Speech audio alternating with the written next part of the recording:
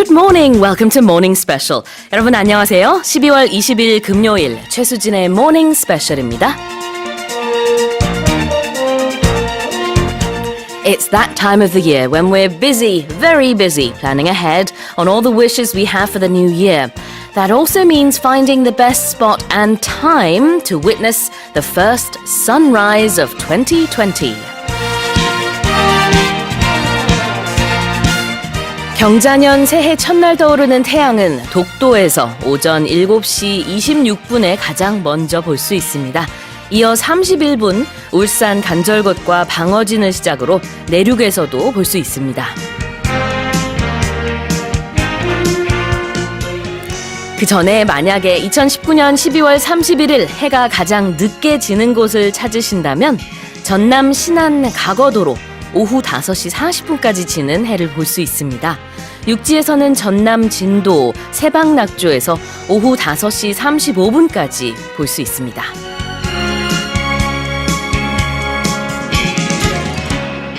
It's definitely one of the most exciting moments of the year, not to mention one of the most hopeful. Well wishes and resolutions, here we come. And with that in mind, here's a quiz question to start us off. When the sun sets or rises, it does so by going down or coming up. This, 1번, the horizon. 2번, the corner. 3번, the elevator. 청취자 여러분의 많은 참여 기다리고 있습니다. As you can tell, I have a bit of a sore throat today, but I am looking forward to receiving messages from all of you guys. 퀴즈 정답 보내주신 분들 중에 추첨을 통해서 총 5분께 오늘 준비한 저자극 순한 비누 보내드리겠습니다. 또 여러분의 소식과 소감, 또 궁금한 질문 있으시면 라이브 방송 중에 보내주세요. 짧은 문자 50원, 긴 문자 100원의 샵 1045고요. 반디 게시판이나 카카오톡 플러스 이용도 가능합니다. Okay, then let's kick off today's show with today's global headlines. 세계 각국 언론사들의 어떤 헤드라인이 올라왔는지 살펴보는 시간입니다. Touch Global Headlines.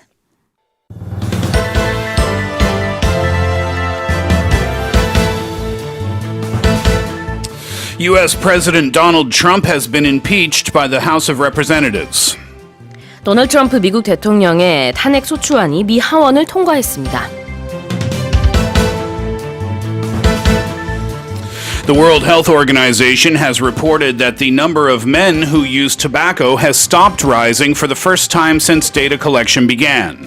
전 세계 남자 흡연 인구가 처음으로 감소세를 기록했다고 세계보건기구 WHO가 발표했습니다.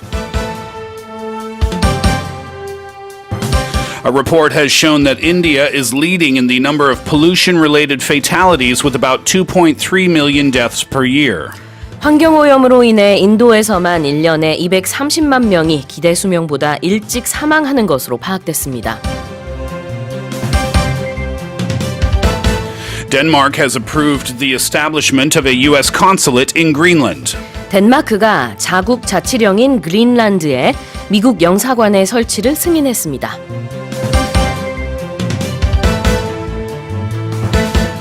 Following bills on human rights in Xinjiang and Hong Kong, Washington has angered Beijing again with a legislation targeting China's issue with Tibet. 미국과 중국이 홍콩과 신장 위구르에 이어 티베트 문제를 두고도 충돌하고 있습니다.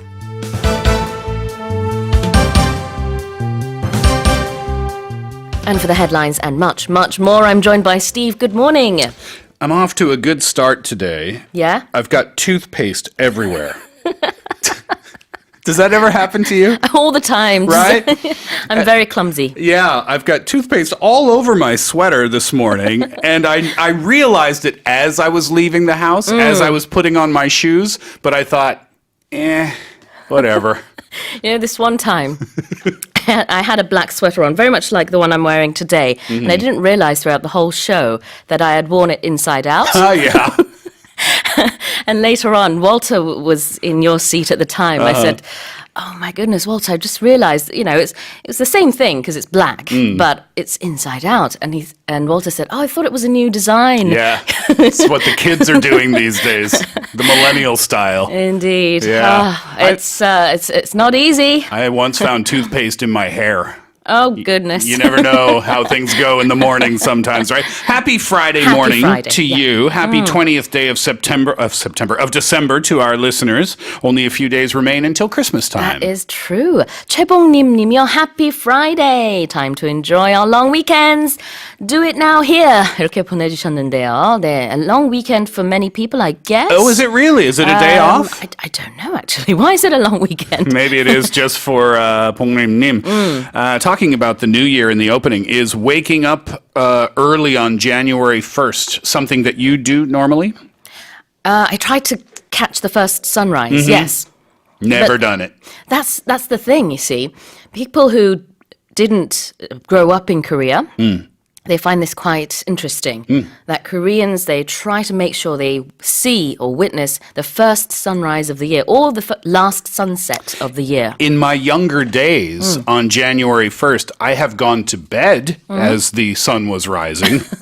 Those were many, many years ago. 캐나다나 북미에서는 아예 이런 첫 그 해돋이를 보는 문화 자체가 없어서 선생님한테는 좀 새롭군요. 이런 문화 자체가.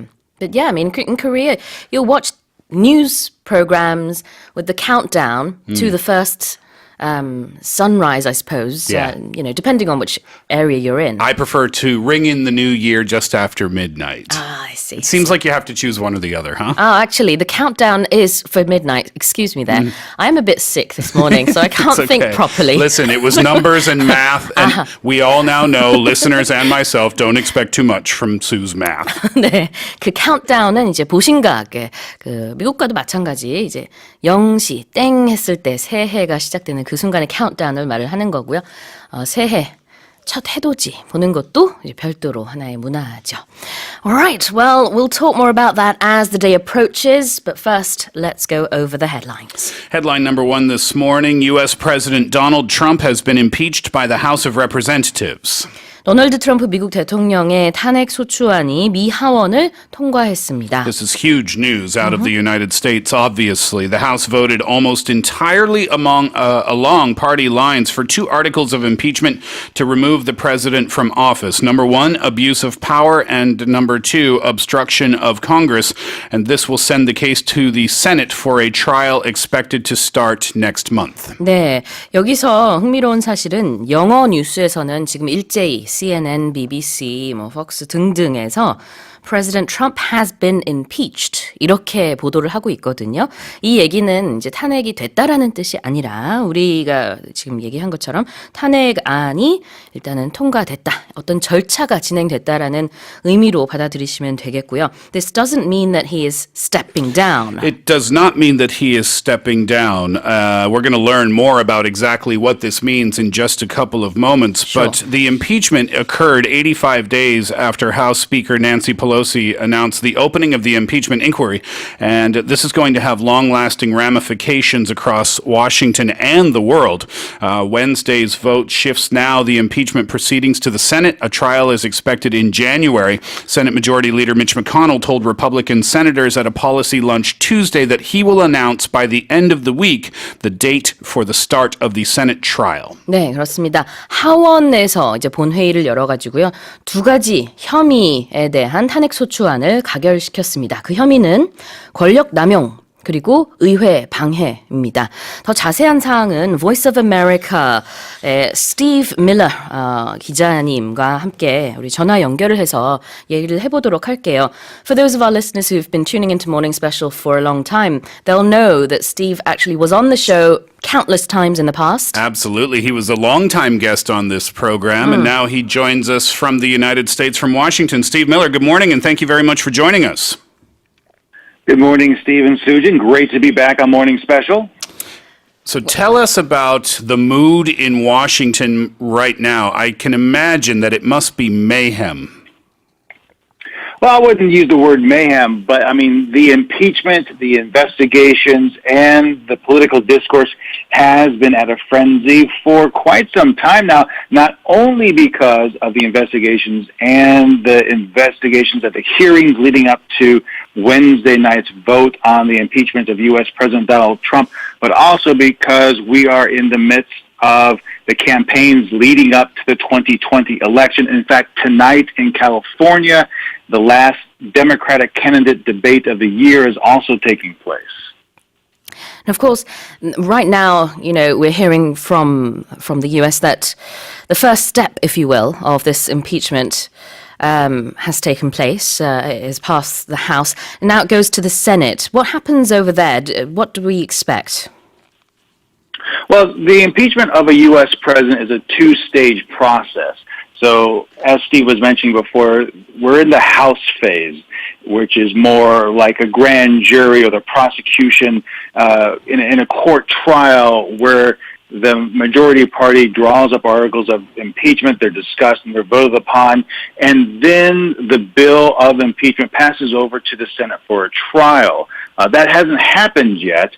Speaker Pelosi has announced that she may withhold the articles of impeachment to hand over to the Senate to begin that trial, which most people do expect to take place sometime in January.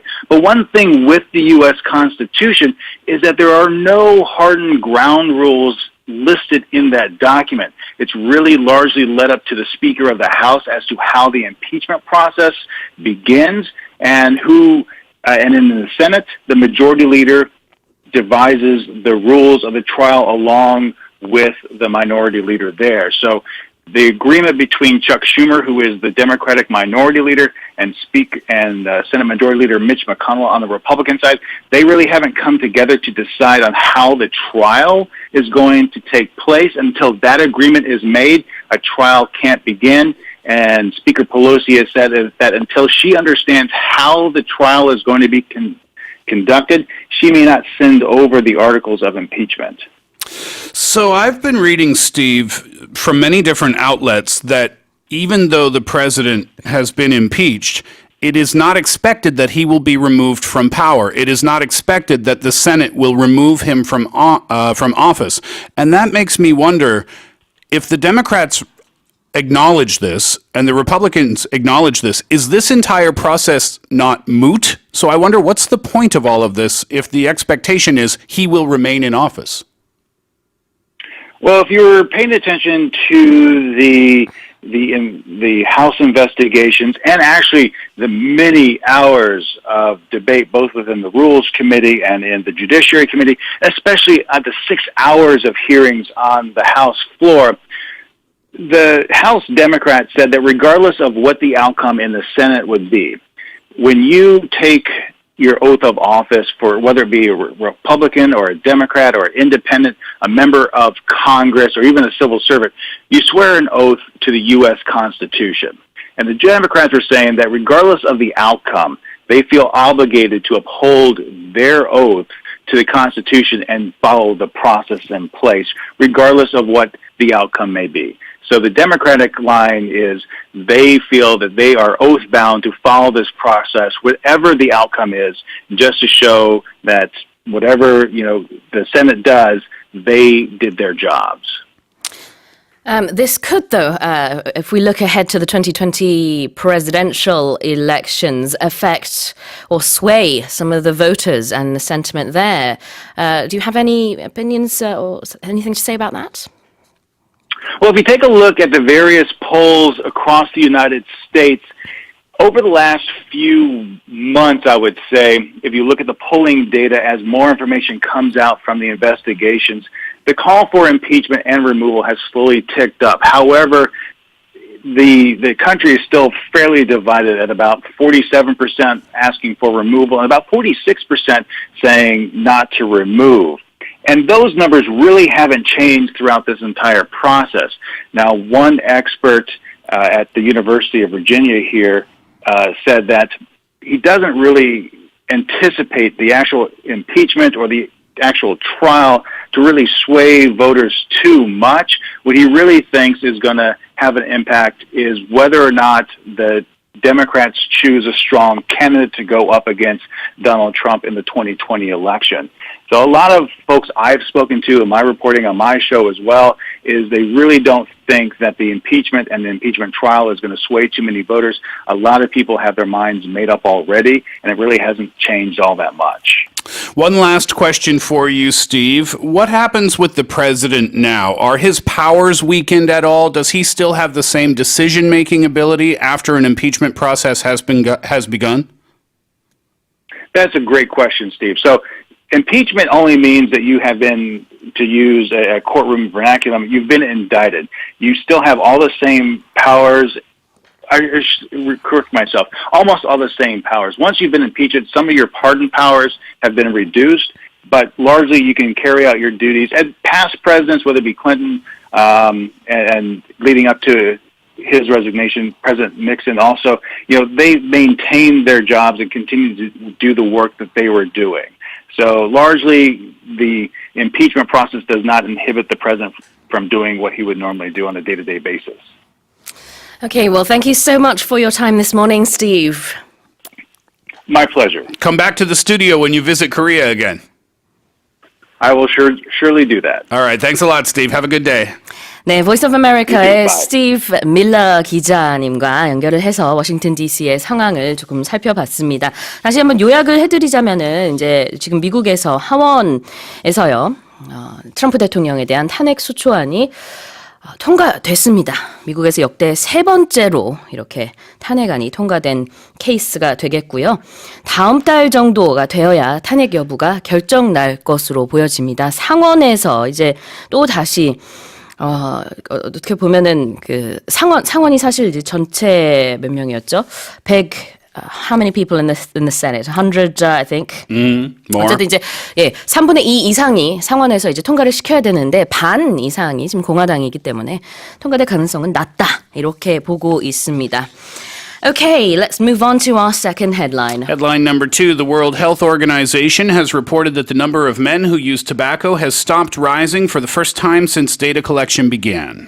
전 세계 남자 흡연 인구가 처음으로 감소세를 기록했다고 세계보건기구 WHO가 발표했습니다. So this is a huge step in global anti-smoking efforts, as previously the downward trends, that was mostly because of a decreased number of female smokers. A quote from the WHO Director General, "For many years now, we had witnessed a steady rise in the number of males using deadly tobacco products, but now, for the first time, we are seeing a decline in male use driven by governments being tougher on the tobacco industry." 네, 그렇습니다. 최근 20년간 꾸준히 흡연 인구가 줄어들었고요. 흡연율도 줄어들었습니다. 물론 이제 기간에 따라서 또 성별에 따라서 남성 흡연자의 경우에는 증가하는 추세를 보인 기간도 있습니다만 WHO는 전체적인 추세로 봤을 때는 계속해서 감소할 것이다 이렇게 전망을 했습니다. So the WHO, they noted in the report that government efforts are really working.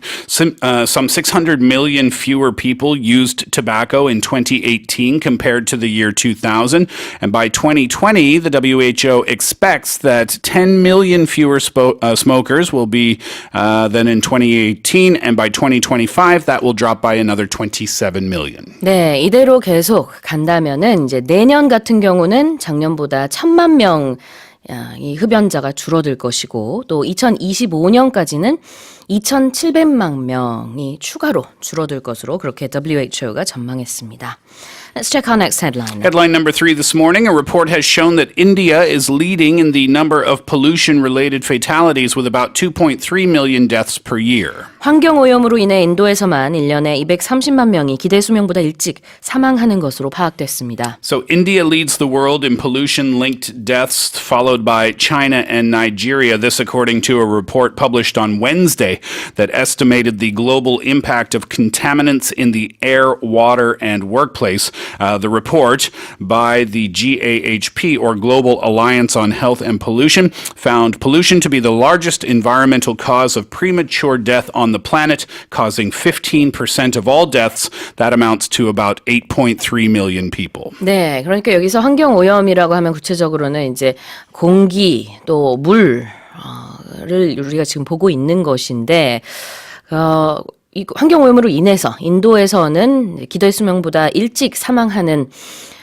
사람의 수가 1년에 한 230만 명이라고 하고요. 지금 리스트가 사실 있습니다. 중국이 이어서 2위인데 중국에서는 또 1년에 한 180만 명이 기대 수명보다 일찍 환경오염 때문에 사망한다라고 합니다. So among the 10 countries with the most pollution deaths in 2017, the latest year, by the way, that's the data was available, in that data, some of the world's largest and wealthiest nations, as well as some of the poorer ones. So as I mentioned, India and China led the number of pollution deaths, 2.3 million and 1.8 million respectively. The United States came seventh with almost 200,000 deaths, and then Chad and Central Africa and North Korea saw the highest number of deaths per 100,000 people at 287, 251, and 202 respectively. So what this means is it doesn't just affect the wealthiest countries in the world, it doesn't just affect the poorest countries in the world, it's everyone, isn't it? It doesn't discriminate. And we'll be talking in our news focus sections in just a short while about the effects of pollution, not pollution per se, but environmental pollution, air quality in particular, and how that affects mental health too. Okay, let's go on to our next headline. Next and possibly final one. last Yep. headline for this morning, Denmark has approved the establishment of a U.S. consulate in Greenland.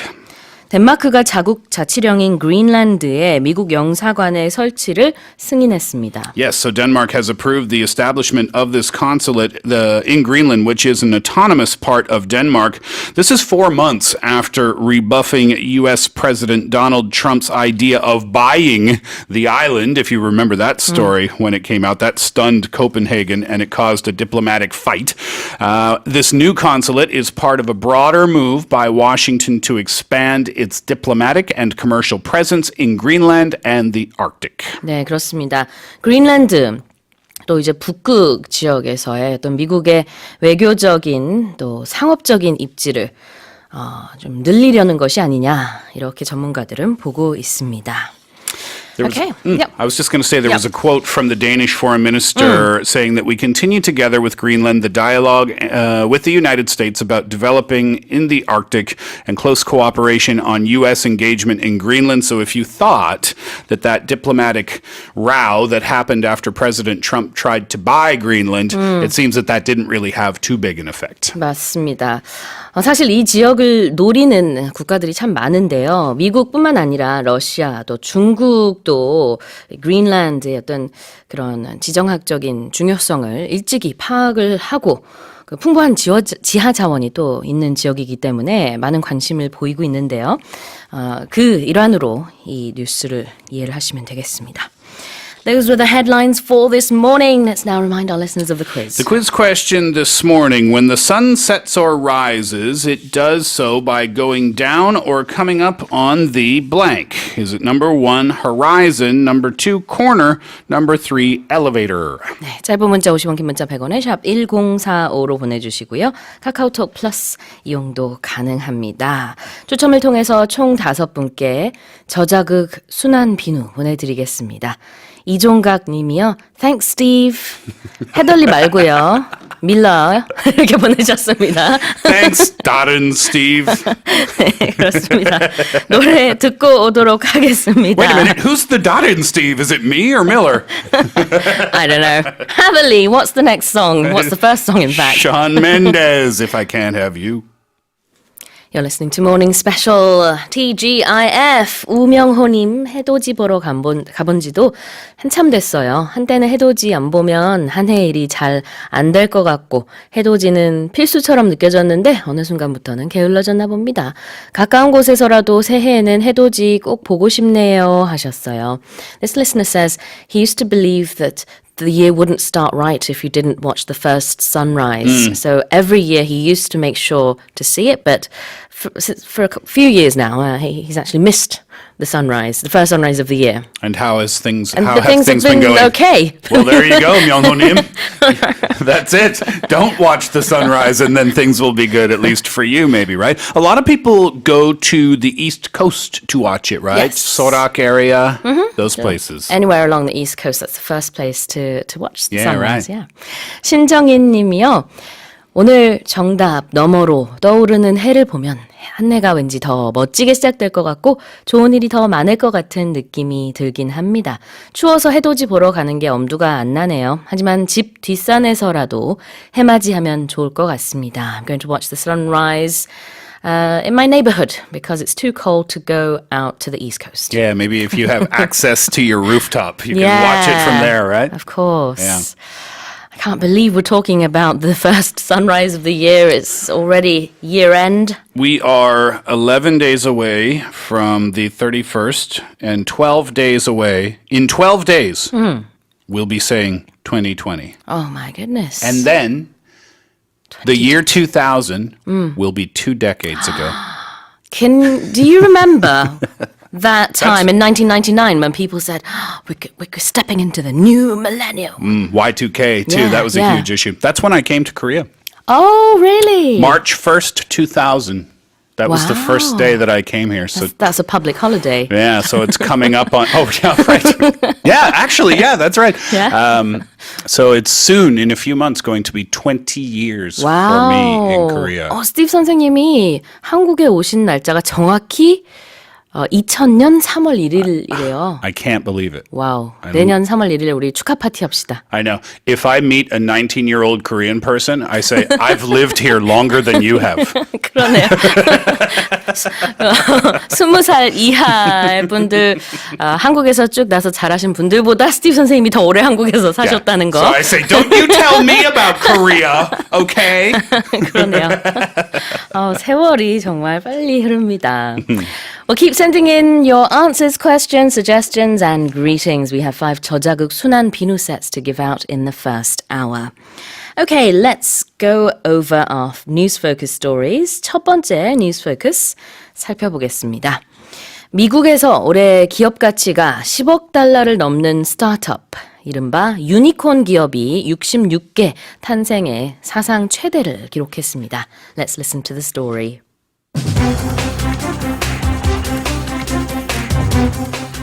Unicorns, or tech startups valued at $1 billion, like Uber, Lyft, and Slack, may have had disappointing IPOs, but U.S. venture capital firms gave birth to a record number of unicorns in 2019. The surge in the number of new unicorns is mostly due to the record amounts of venture capital being put to work, according to several venture capitalists, plus the desire among companies to stay private longer.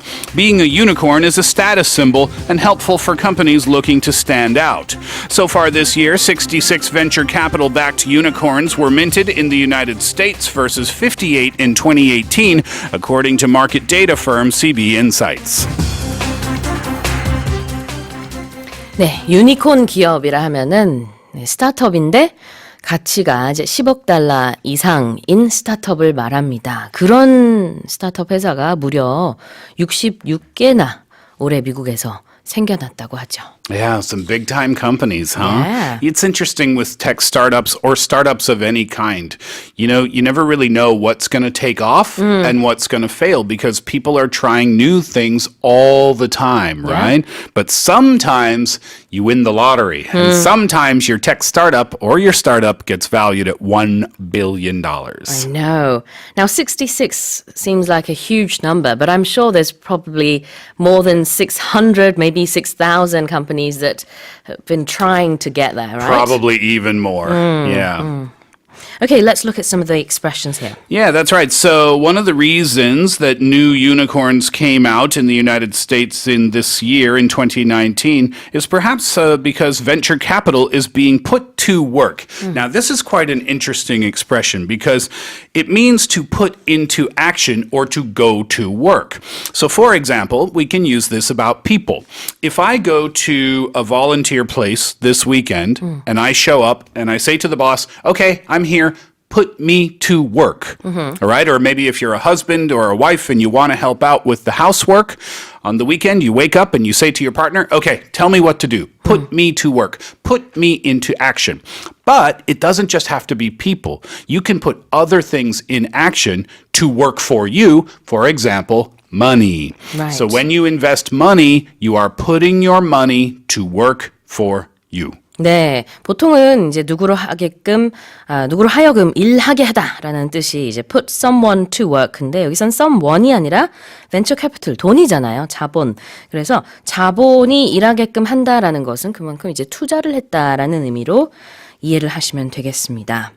and status symbol. Yeah, that's right. So if you can keep your company private for longer, apparently that is a status symbol. So a status symbol is a thing that helps you show your status or your level to other people.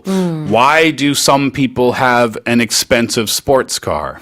Well, maybe they love cars, or maybe the car is a status symbol. An expensive shiny watch can be a status symbol. When I was in LA, everyone in downtown LA had a pit bull. The dog. Oh, wow. And Okay. I think they were using the dog as a status symbol. to be honest, yeah. 신분의 상징이라는 뜻의 status symbol. 발음은 좀 다르게 할 수 있습니다. status라고 해도 되고 status라고 해도 되는데요. 여기서는 이제 유니콘이라는 이 타이틀 자체가 하나의 상징의 그 신분의 상징이라는 뜻이고요. 지금 스티브 선생님이 여러 가지 예를 들어주셨어요. 뭐 때에 따라서는 굉장히 비싼 반려견을 데리고 다니면 이것도 하나의 상징이 될 수 있겠죠. Okay, let's listen to the story one more time. Unicorns, or tech startups valued at $1 billion, like Uber, Lyft, and Slack, may have had disappointing IPOs, but U.S. venture capital firms gave birth to a record number of unicorns in 2019. The surge in the number of new unicorns is mostly due to the record amounts of venture capital being put to work, according to several venture capitalists, plus the desire among companies to stay private longer. Being a unicorn is a status symbol and helpful for companies looking to stand out. So far this year, 66 venture capital-backed unicorns were minted in the United States versus 58 in 2018, according to market data firm CB Insights. 자, 두 번째 뉴스 포커스입니다. 미세먼지를 많이 마시고 사는 사람은 우울증에 걸릴 위험이 더 높다는 연구 결과가 나왔습니다. Let's listen to the story.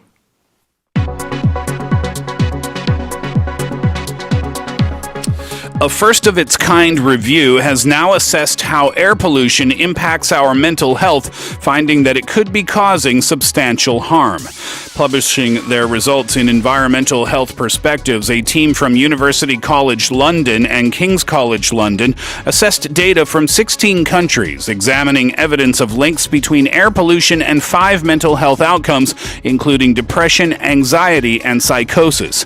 While long-term exposure to fine particle matter could influence depression and anxiety, the researchers also note that short-term exposure to coarse particulate matter, larger particles of pollution like dust and smoke, appears to enhance the risk of more serious conditions. Earlier on in the headlines, we spoke about how people are not living up to the average life expectancy because of environmental pollution. Air pollution. And in this case, we're looking at how bad air quality can affect your mental health. They say that in the wintertime, Yeah. depression is more prevalent because the sun goes away, right? Because the sun goes down earlier, comes up later. So we don't have as much sunlight. And we human beings need exposure to the sunlight, not only for our skin, but also for our brain. Yeah. And I think this makes sense. I've not heard of this before, and this study is the first of its kind. But it does make sense to me that if you look up at the sky and the air quality is terrible, and if your eyes are feeling itchy and your throat hurts, Yeah. it's going to have an effect on your mental health. I feel the difference between the summer months and the winter months because the distance that I drive, you know, it's a long drive, but in the summer, I normally think, wow, I love driving to work. Yeah. Look at the sky, the sun coming up and all of that. In the winter, I normally think, why am I not there yet? Why is this taking such a long time? Yeah. I have all these negative thoughts, Now- and so I think that's it. Turn that into air quality, right? When you wake up in the morning and you look outside up at the sky and you just see this dark haze, it's not good for your brain. It's not good for your mental health. Indeed.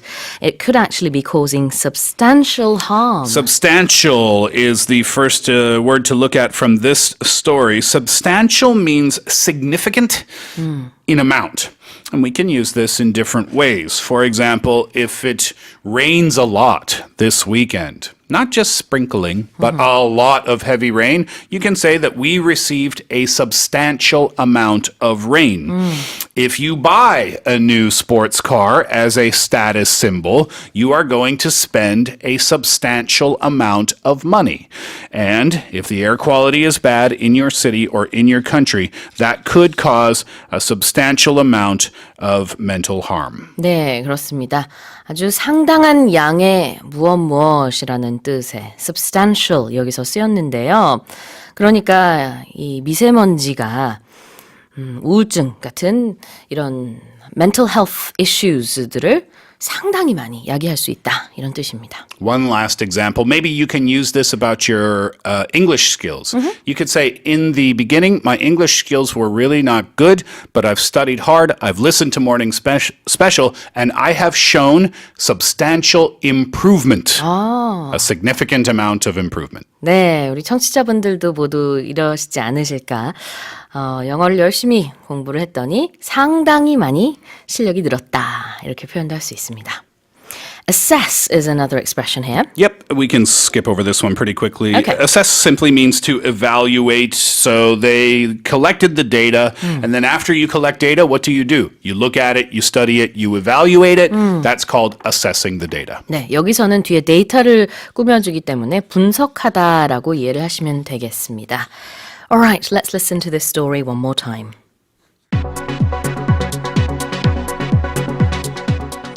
A first-of-its-kind review has now assessed how air pollution impacts our mental health, finding that it could be causing substantial harm. Publishing their results in Environmental Health Perspectives, a team from University College London and King's College London assessed data from 16 countries, examining evidence of links between air pollution and 5 mental health outcomes, including depression, anxiety, and psychosis. While long-term exposure to fine particulate matter could influence depression and anxiety, the researchers also note that short-term exposure to coarse particulate matter, larger particles of pollution like dust and smoke, appears to enhance the risk of more serious conditions.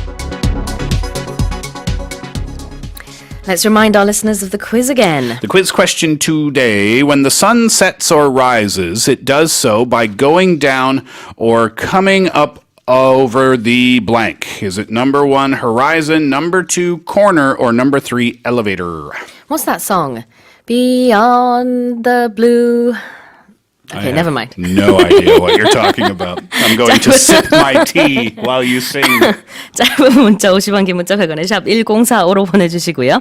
반디 게시판이나 카카오톡 플러스 이용도 가능합니다. 추첨을 통해서 총 5분께 저자극 순한 비누 보내드리겠습니다. What are you trying to say? What song is that? Beyond the blue.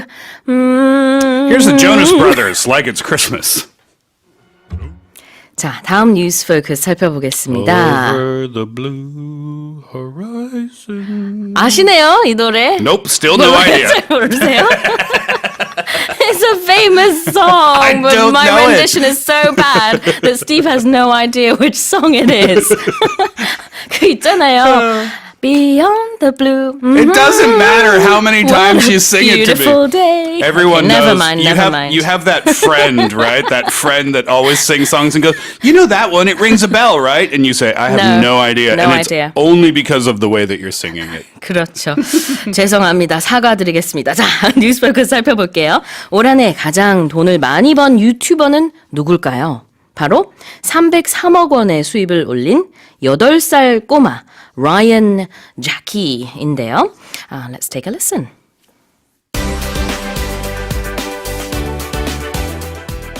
An 8-year-old boy who reviews toys has been named as the highest-earning YouTuber for the second year in a row. Ryan of Ryan's World earned $26 million in 2019, up from $22 million in 2018, according to an annual top 10 ranking by Forbes based on estimated earnings between June 2018 and June 2019. Ryan, who lives with his mother, father, and twin sisters in Texas, usually drops a new video for his 22.9 million subscribers each day. Ryan's most popular video, which has 1.9 billion views, is a 5-minute, 56-second clip of him running around on an inflatable in his garden, retrieving plastic eggs with toys inside. 네, 이름을 제가 잘못 읽어드렸네요. 라이언 카지입니다. Something's happening to my brain right now. I'm flipping words around. At sometimes that children are just as large an audience, if not even more so, Yeah. in terms of a captive audience than adults are. Adults, our attention span is really short. We might watch one show in one TV series and then never watch the second episode. Kids, when they like something, they will dedicate themselves to watching it. So true. that's why he has, I'm assuming, so many followers and he's making so much money. And like I said, it's really great for him. It really is.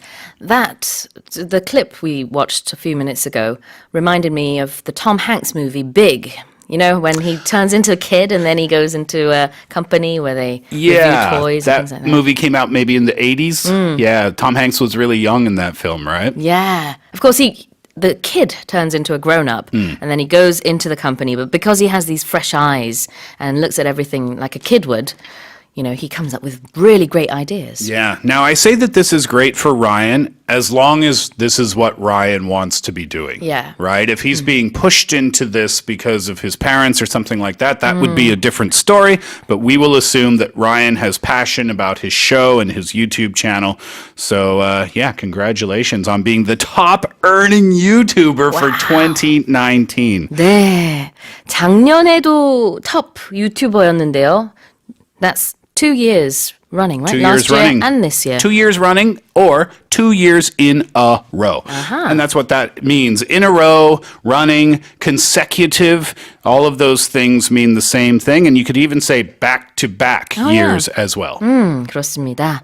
작년과 올해 이렇게 쭉 연달아서 뭔가가 이어질 때 in a row라는 표현을 쓸 수 있습니다. And we use this expression about things that we've done. For example, if you say, I went to the gym Monday, Tuesday, Wednesday, Thursday, Friday, well, that would take too long to say that in a sentence, right? So you say instead, I went to the gym 5 days in a row. 아하. You could also say, I went to the gym 5 consecutive days, but then it starts to sound a little bit formal. So when we want to sound super casual, we just use the expression in a row. 네, 그렇습니다. 연달아 5일 동안 운동을 했다라고 하고 싶으면 I went to the gym 5 days in a row라고 할 수 있고요. Yes, and Ryan, he lives with his family, as we mentioned, and he drops a new video each day. Now, we know that is really, really, really hard work. I've never had a YouTube channel before, but I have friends who have YouTube channels, and they say the hard part is not the filming. That's the easy part. The hard part is the editing, and it takes forever. And if you're putting out a new video every day, if you're dropping a new video every day, that means you're spending all day between filming and editing.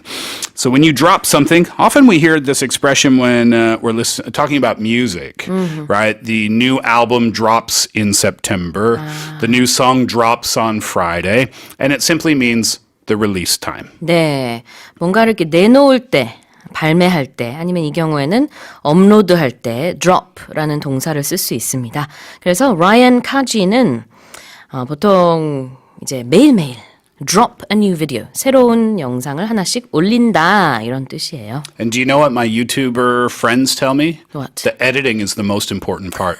Didn't you just tell me? No. Okay. I mean the most important part to the success. Oh, Yeah. oh, so that's where all the time goes in, and it's you know. The way that it's edited. I see. Yeah, because there are so many YouTubers out there with similar content that the way that your videos are edited, that's the major selling point. Right. Because anybody can review a facial mask or makeup, but if your editing is on point and you make it look really, really good, then that's how you make your money. I see.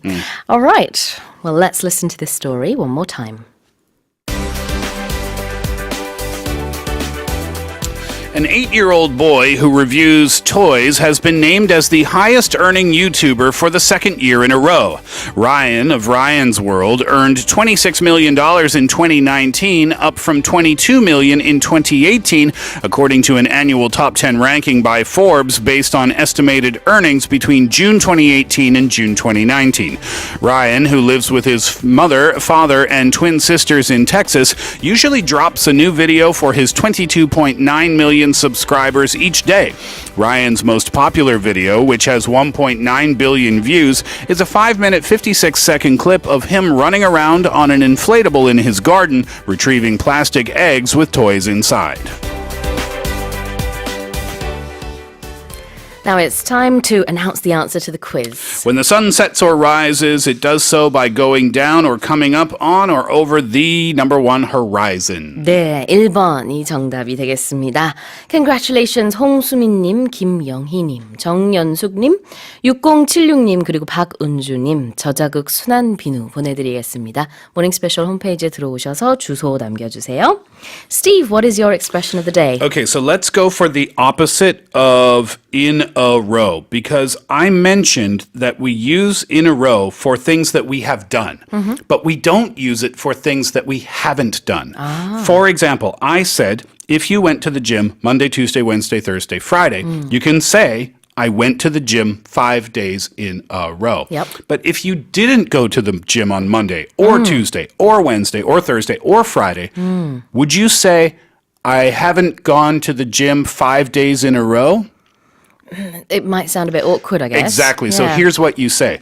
I haven't been to the gym in 5 days. I haven't been to the gym in 5 days. That's the negative. And the positive would be, I went to the gym 5 days in a row. 아, 그렇군요. 아까 나왔던 표현 in a row, 어떤 행동을 했을 때 많이 쓸 수 있는데 행동을 하지 않았다라고 할 때는 조금 어색할 수 있다라는 얘기를 해주셨습니다. 그래서 만약에 5일 연속 운동을 못했다라고 하고 싶으면 I haven't been to the gym in 5 days Right. 이런 식으로 지난 5일 동안 한 번도 가지 못했다 이렇게 표현을 하면 되겠네요. Well, I haven't been to the gym in how many years? But you wouldn't say, I haven't been to the gym 3 years in a row. You wouldn't say that, right? That's true. Yeah. All right. Well, that was our expression of the day. Thank you, Steve. Thank you very much for having me. Thanks again to Steve Miller for joining us on the telephone this morning. Have a great Friday to Sue and to everyone, and we'll see you for the weekend review show tomorrow. Yeah, will do. All right, well, coming up in the second hour of Morning Special, we have Say What, and we also have our lifestyle segment with a special guest today, filling in for Bruno. So we'll find out who that is in just a short while. Here's a song taking us there. This is Kelly Clarkson, Underneath the Tree.